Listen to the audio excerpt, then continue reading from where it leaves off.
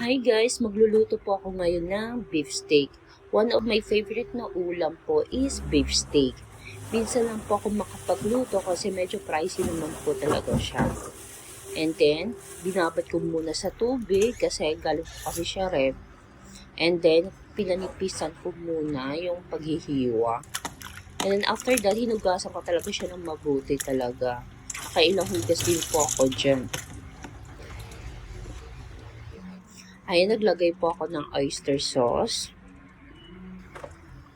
At hinimay ko po ng mabuti.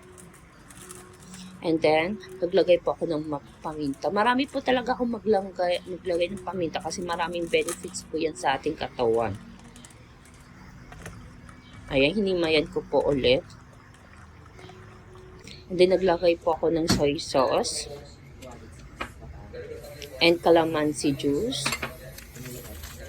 And sugar. Purpose po ng sugar is para maging balance po yung lasa. Ayan, pinarito ko muna. Para ang purpose niya is medyo mag-toasted po yan. Pag ganyan na po is maglagay aside po ako ng panabagong mantika. Naglagay po ako ng garlic. Pag brown na siya, saka lagay po ako ng sibuyas. Ayan, pag golden brown na siya, ayan, lilipat ko po yung beef steak dyan.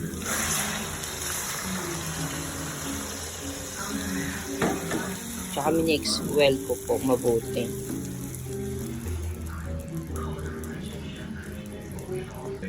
Tapos nilagay ko ulit yung natira.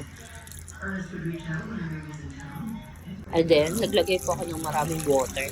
Maraming water po kasi beef po ang niluto natin. So, kailangan lumambot po siya ng mabuti. Kasi matagal natin siya lulutuin.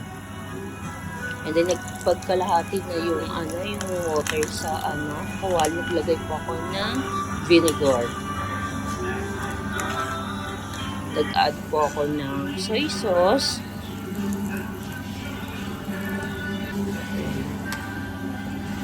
Pag medyo ako nagmamantika na, tsaka po ako naglagay na white onions.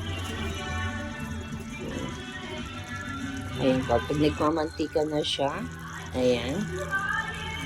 Okay na po siya, may masarap po na tayo na beef steak.